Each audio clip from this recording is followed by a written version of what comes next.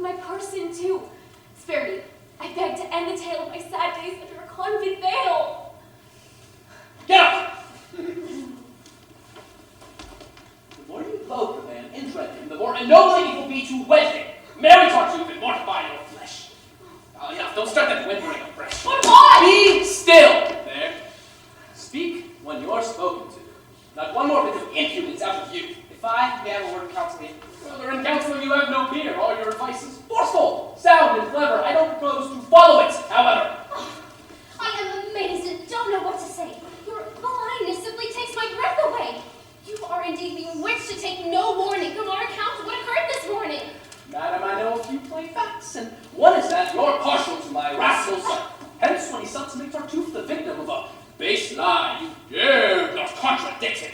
Ah, but you underplayed your part, my pet. You should have looked more angry, more upset. When men make overtures, must we reply with righteous anger and a battle cry? Myself, I find such advances merely amusing and make no scenes of fussing and refusing.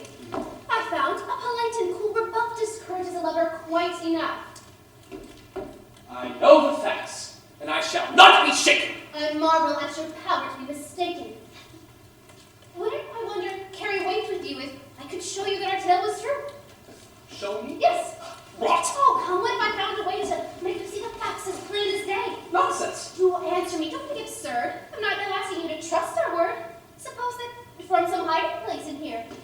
learned the whole sad truth by eye and ear. What would you say of your good friends after that? Why, I'd say nothing. By Jehoshaphat, it can't be true. Oh, you've been too long deceived, and I'm quite tired of being disbelieved. Come, let's put my statements to the test and see the truth made manifest. I'll take that challenge. Now do your uttermost. We'll see how you make good your empty boast. Send it to me. He's crafty. It may be hard to catch the cunning scoundrel off his guard. Ah, no, amorous men are gullible. Their conceit so blinds them that they're never hard to cheat. Have him come down. Please, leave us for a bit. Pull up this table.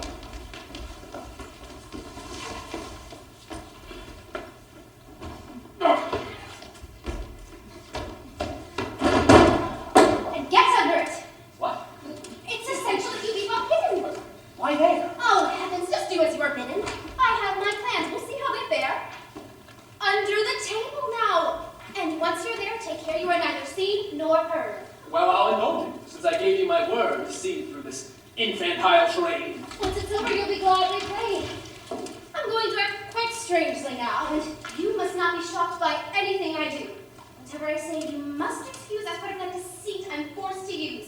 Since it's for your sake and his destruction that I shall seem to yield to his seduction, I will gladly stop. And whenever you decide that all your debts are fully satisfied, I'll count on you as soon as you have seen what kind of man he is to intervene and not expose me to his odious lust. One moment longer than you feel you must. Remember, it's you who'll save me from my plight whenever... Oh, he's coming. He's upset.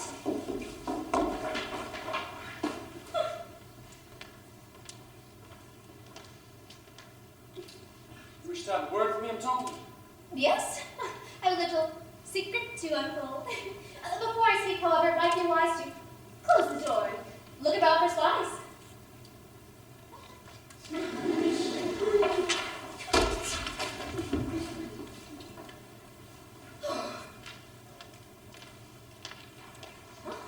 The last thing that must happen now is a repetition of this morning's row. Oh, I tried to make that troublesome Denis control his temper and hold his peace. In my confusion, I didn't have the sense to simply contradict his evidence. But all was for the best, and all has worked out in our interest. This storm has only bettered your position. My husband doesn't have the least suspicion. And now, in mockery of those who do, he bids me be continually with you. That is why, quite fearless of reproof, I now can be alone with my Tartuffe. Madame, your words confuse me. Not long ago, you spoke in quite a different style, you know. Ah, sir, if that refusal made you smart, then it's little you know of woman's heart. So high the passion which inflames us still, to confess its power somehow shames us. Thus, we were left at first, yet in a tone that lets you know our heart is overthrown, that what our lips deny, our pulse confesses, and that in time, all no's will turn to yeses. Oh, I fear my words are all too frank and free, and a poor proof of a woman's modesty. But since I've started, tell me, if you will, would I have tried to make Denis be still? Would I have listened unoffended until your lengthy offer of love was ended? Had your words not given me satisfaction? Would I try to force you to undo the marriage plans my husband has in view? What did that urgent pleading signify, if not that I admire you, and that I deplore the thought that someone else might own the part of heart I wish to be mine alone? Damn, no happiness is so complete as when from lips we love come words so sweet. The nectar floods my every sense and drains in honey rivulets through all my veins. To please you is my joy, my only goal. Your love is the restorer of my soul. And yet I must believe, might this not be a trick? Might not the catch me that usually to break off the match with Marianne and so feign to love me?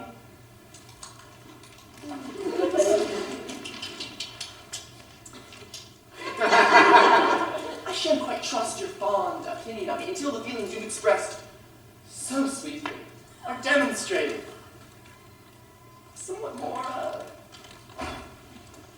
concretely. Oh, I'd be in such a hurry. Must my heart exhausted found he at the very start to make the sweet admission cost me dear, but you would not be content to put appear unless my store of favors is dispersed to the last farthing. And at the very first.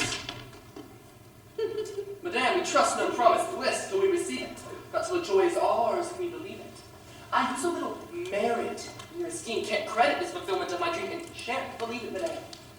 until I savor some palpable assurance of your favor. Must you hound and harry me to death? Will you not give me time to catch my breath? Can it be right to press me with such force and show me no quarter, give me no remorse, and take advantage by your stern insistence of the fond feelings which weaken my resistance? If you look with favor upon my love, whenever grudge me some clear proof thereof. How can I consent without offense to heaven, towards which you feel such reverence? If heaven is all that holds you back, don't worry, I can move that hindrance in a hurry. Now, Must I not be afraid of heaven's wrath? Madame, forget such fears, and be my pupil, and I shall teach you how to conquer scruple. Some joys, it's true, are wrong in heaven's eyes, but heaven is not averse to compromise. And there's a science, lately formulated, whereby one's conscience may be liberated, and any wrongful act you care to mention may be redeemed by purity of intention. Madame, I shall show you the secret of that science. Meanwhile, just place on me your full reliance, assuage my keen desires, and feel no dread. The sin, if any, shall be on my head. You bad cough? Oh, yes, it's bad indeed. A bit of licorice, maybe what you Oh, need. no. I have a stubborn cold, it seems. It'll take much more than licorice to cure it. How aggravating. More than I can say.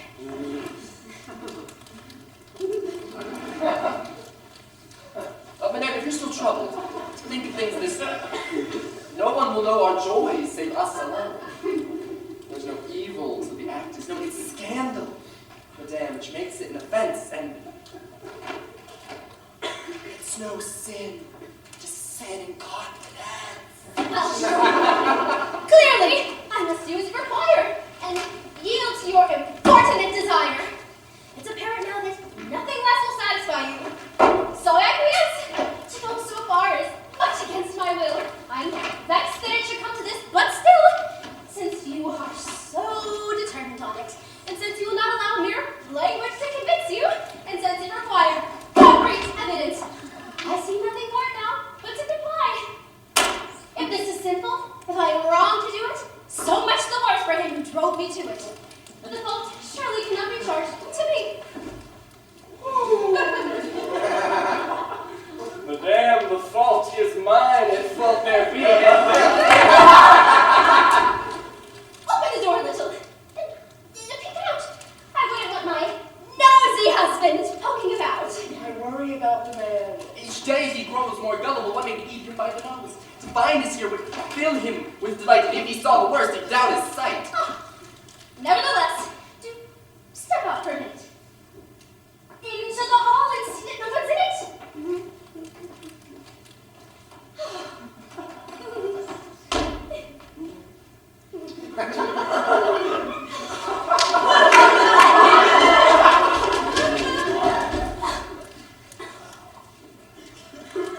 That man is a right monster, I must admit. I'm simply stunned. I can't get over it. What? Coming out now? Premature. Get back under there and wait until you're sure. Stay till the end and be convinced completely. We mustn't stop until things have been proven concretely. I'll never harm anything so vicious. Try to be judicious. Wait and make sure there is no mistake, no jumping to conclusions for heaven's sake.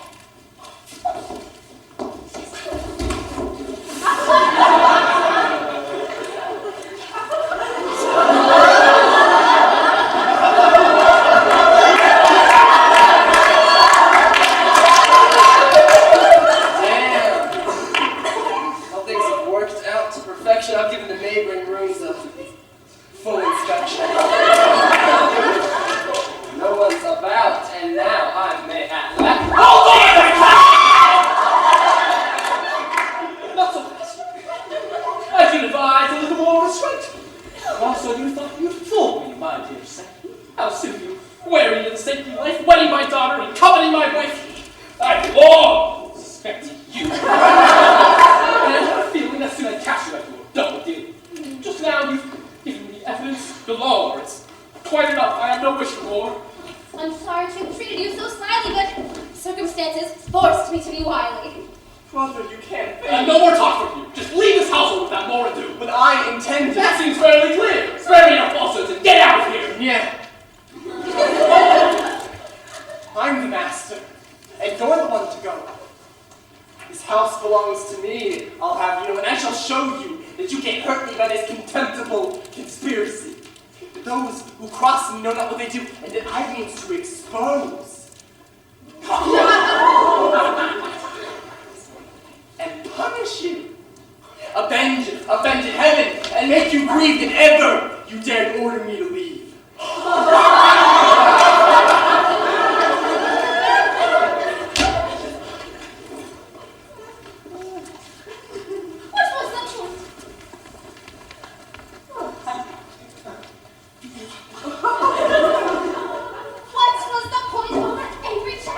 Dear God, I'm worried. This is no laughing matter. How so? I fear I understood his drift. I'm much disturbed about that deed of gift. You gave it? Yes, the culprit one side. But one thing more is weighing on my mind. What's that? I'll tell you. First, let's go see if there's a certain strong box in his room upstairs. Where are you going so fast? God knows. Then wait! Let's have a conference and deliberate on the situation to be met. That strong box has me utterly upset. This is the worst of many sorts. Is there some fearful mystery in that box? My poor friend Ormus brought that box to me, with his own hands and utmost secrecy. It was on the very morning of its lights. It's full of papers which, if they came to life, would ruin me, or such is my impression. Then why did you let it out of your possession? Those papers vexed my conscience, and it seemed best to ask the counsel of my biased guest. The cunning scoundrel got me to agree to leave the strong box in his custody, and swear I didn't have it, and thereby at no expense to conscience. Tell a lie. Looks to me as if you're out on a limb. Giving him that box and trusting him that deed of a gift or act of a kind would scarcely indicate a prudent mind. I took him in, a hungry beggar, and then, enough, my God, I'm through with pious men, and henceforth I'll hate the whole false wicked, persecute them worse than Satan could. There you go, extravagant as ever. Why do you never take the middle course, it seems, but jump and step into absurd extremes, and judge our worthy neighbors as a whole, what you learn of one corrupted soul? Father! I hear that scoundrel is under threats against you that he privately forgets. It's true, my boy. I'm too distressed for tears. Leave it to me, sir. Let me trim his ears. Faced with such insolence, we must not waver. I shall rejoice in doing you the favor of cutting short his life and your distress. What a display of hot-headedness. Learn to control your fits of rage in this country, this enlightened age when it does not solve things by violence.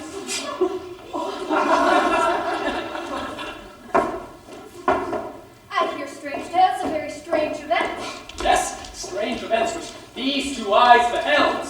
Man's ingratitude is unparalleled. I save a wretched pauper from starvation, house him, and treat him like a blood relation. Shower every day with my heart, and give him my daughter in all that I possess.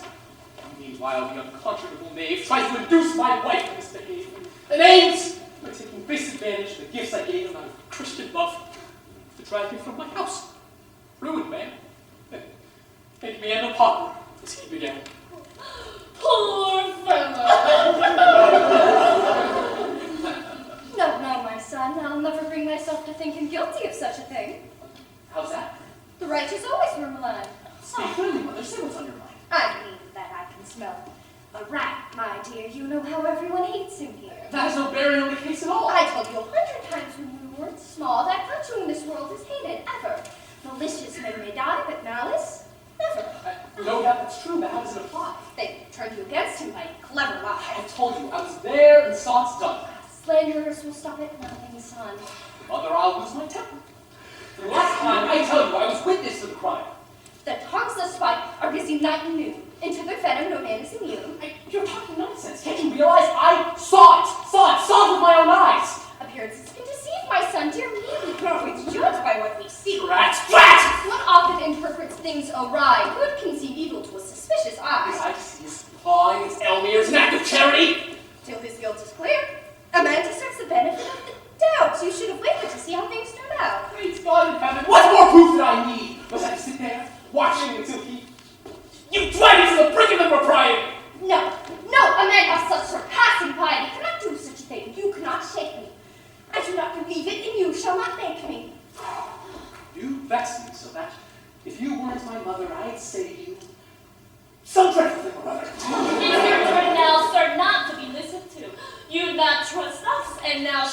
won't trust you. My friends, we are wasting time which should be spent in facing our predicament. I fear that scoundrel's threats are not made in sport. Do you think he'd have the nerve to go to court? I'm sure he won't. They find it all too crude, a case of swindling and ingratitude. Don't be too sure. He won't be at a loss to give his claim to high righteous laws. When clever rogues spoil his valid cause and chuck their victim into one's laws. I say once again that to antagonize a man so strongly armed was most unwise. I know it's the man's appalling cheek outraged me so. I couldn't control it. I wish to heaven that we could devise some truce or some compromise. Oh, if I knew what cards he held, I'd not have roused his anger with my little plot. Who is that fellow? What is he looking for? Go and tell Talk to him and tell him that I'm busy. Good day, dear sister. Hi, indeed. Let me see your master. He's involved with company and cannot be disturbed just now, I fear. Oh, well, I hate to intrude, but what has brought me here will not disturb your master in any event. Indeed, my news will make him most content. Your name? Just say that I bring greetings to Mr. Tartuffe, on whose behalf I've come. Sir, he's a very gracious man and bears a message from Tartuffe, which he declares will make you most content. Upon my word, I believe this man best be seen and heard. Perhaps he has some sentiment to suggest? How shall I treat him? What manner would be best? Control your anger, and bear justly give you your full attention. Good health to you, good sir. May heaven confound your enemies, and may your joys abound. A gentle salutation. It confirms my guest that he is here on purpose. I've always held your family most dear. I served your father, sir, for many a year. Sir, I must ask your pardon. To my shame, I cannot now recall your face or name. Loyal's my name, and I am from Normandy, and I am a bailiff in all modesty. And for 40 years, praise God, has been my boast to serve honor my vital post. And I am here, sir, if you will permit, the liberty to serve you with this ring. What? Now, please, sir, let's have no friction. It is nothing but an order of eviction. You are to move your goods and family out and make way for new occupants. Without deferment or delay, and give the keys. I leave this house? Why, yes, sir, if you please. This house, from cellar to roof, now belongs to our good friend Tartuffe. And he is lord and master of your estate, by virtue of a deed of present date, drawn in due form, with clearest legal phrasing. Your insolence is utterly amazing! Young man, my business here is not with you, but with your wise and tempered father, who, like every other worthy citizen, stands in awe of justice, and would never obstruct the law. But Not familiar, sir, with your rebellion against authority. I know that well. You'll not make trouble here or interfere with the execution of my duties, sir. Someone may execute a smart tattoo on that black jacket of yours before your throat. Sir, bid your son be silent. I'd much regret having to mention such a nasty threat of violence in writing my report. This man Loyal is the most disloyal sort. I love men of all upright character. When I agreed to serve these papers, it was your feelings I had in mind. I couldn't bear to see the case assigned to someone else who may so esteem me less, and so subject you to unpleasantness. what's more unpleasant than asking a man to leave his house and move? You like a short brief, if you desire so, but I shall not press you, but wait until tomorrow to dispossess you.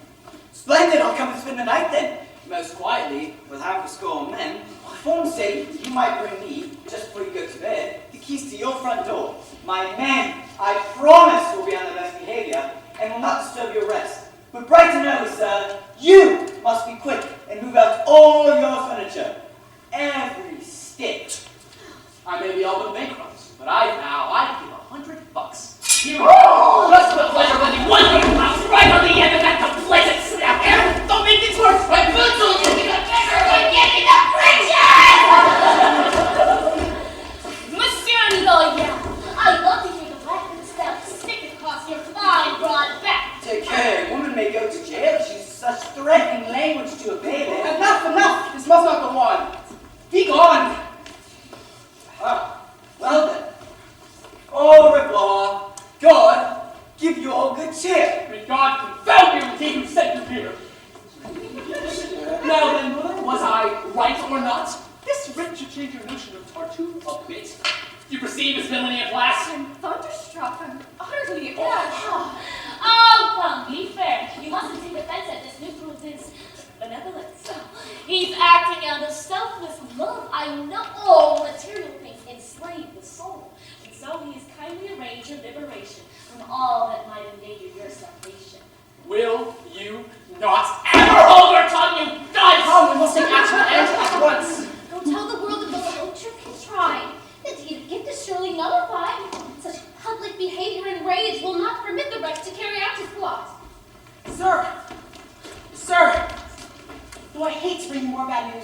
such is the danger I cannot choose. A friend who is extremely close to me and knows my interest in your family has presumed for my sake to violate the secrecy to the things I state, and sends me word that you're in plight, from which your salvation lies in flight.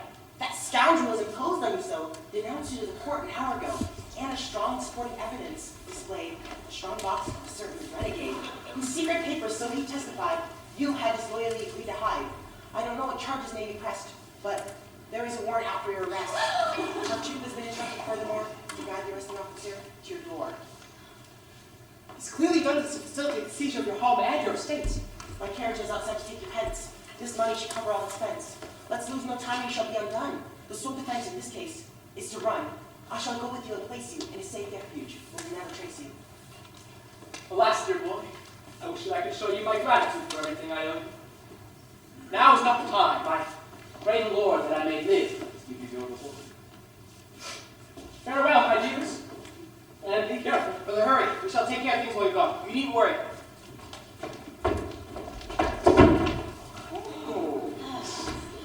Gently, sir.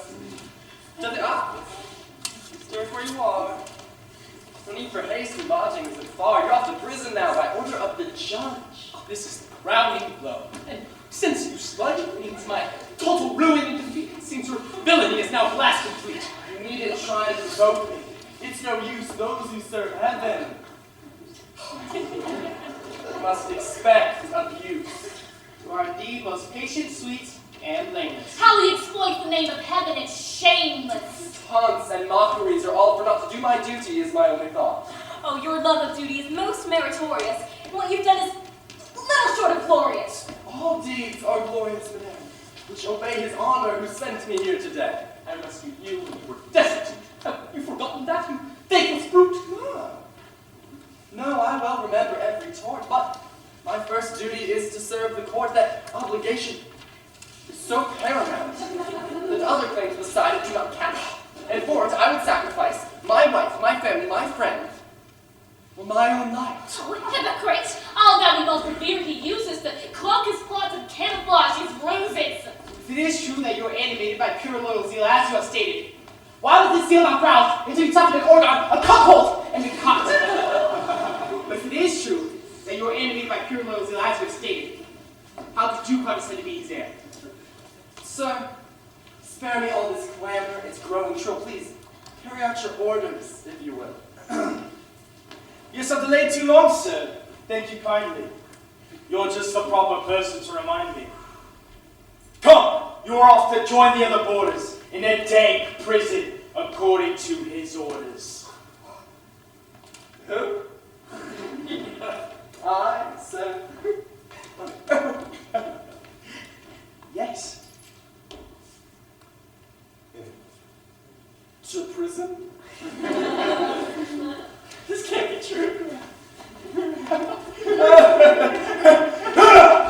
I owe an explanation, but not to you. Sir, all is well. Rest easy and be grateful. We serve a king to whom all sham is hateful.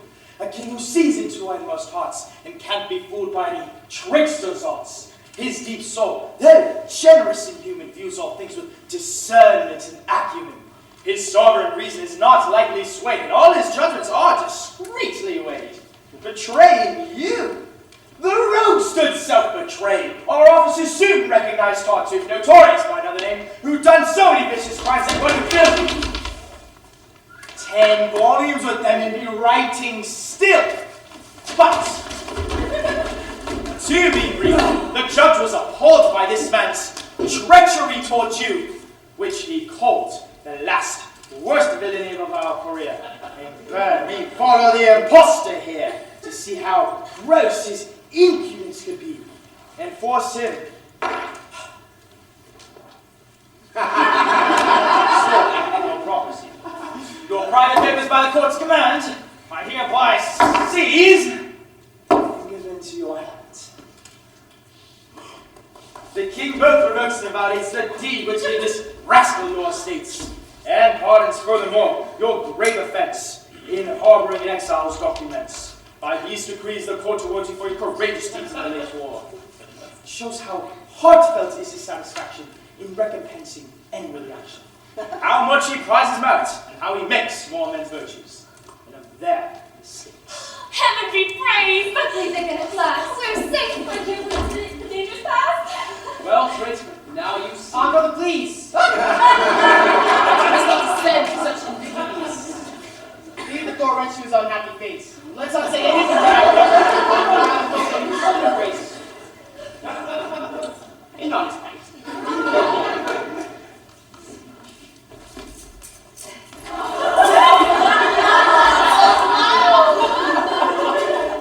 Well said. Let's go at once.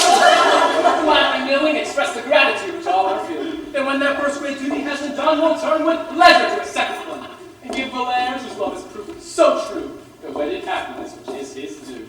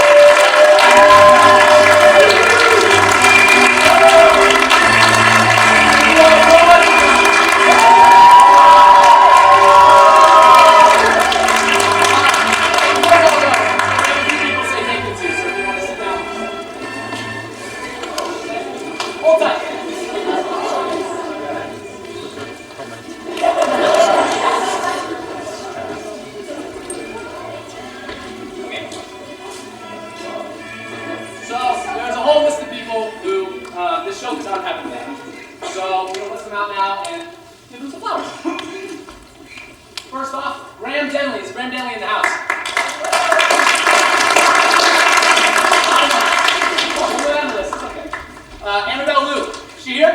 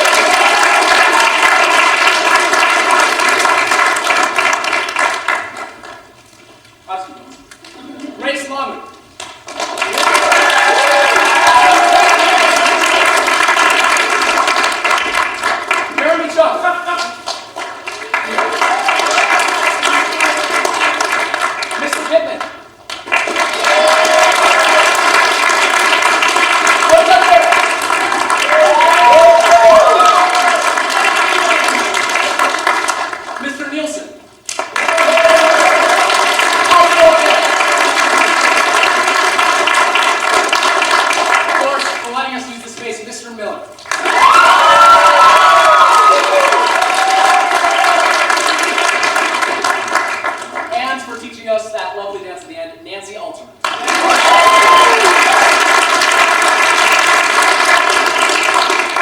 And we want to give a very, very, very special thanks to our stage director, Ben.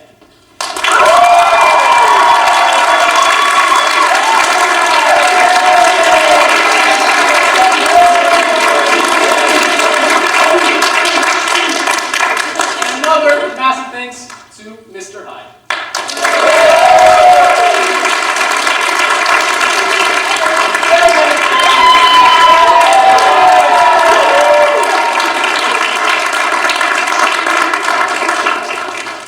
And of course, the biggest thank you to our director, Stephen Well.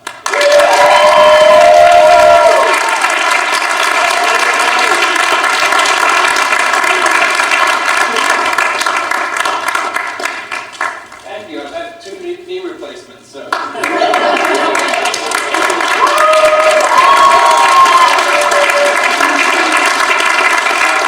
Wonderful cast, aren't they? Give them a hand.